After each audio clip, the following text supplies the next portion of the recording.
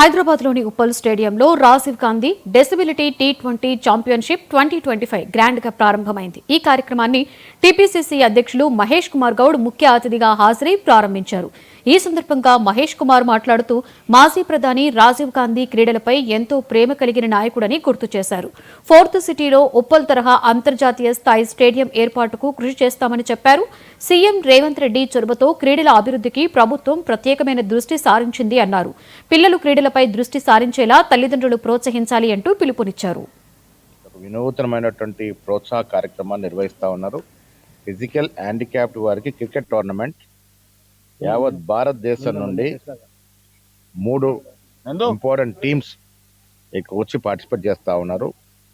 ఆశ్చర్యం ఏంటంటే మామూలు క్రికెటర్స్ ఏ రకంగా ఆడుతూ ఉన్నారో అదే మాదిరిగా వీళ్ళకొక వంక ఉంది అని కూడా తెలియకుండా అదే రీతిలో క్రికెట్ ఆడుతూ ఉన్నారు. చాలా ఆశ్చర్యం గురేసింది.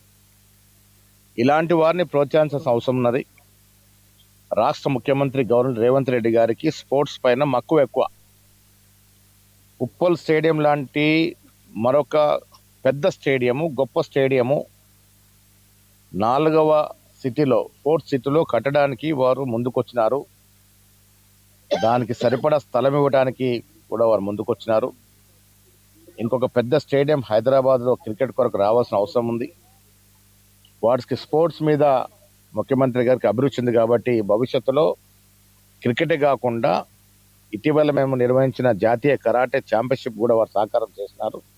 అన్ని రకాల క్రీడల్ని ప్రోత్సహించాలని, తద్వారా తెలంగాణ రాష్ట్రం ఒక క్రీడా హబ్గా రేపు వచ్చే ఒలింపిక్స్ నాటికి హైదరాబాద్ క్రీడాకారులు ఒలింపిక్స్లో మెడల్ సాధించే విధంగా ప్రయత్నం ఉండాలని ముఖ్యమంత్రి గారు కోరుకుంటా ఉన్నారు.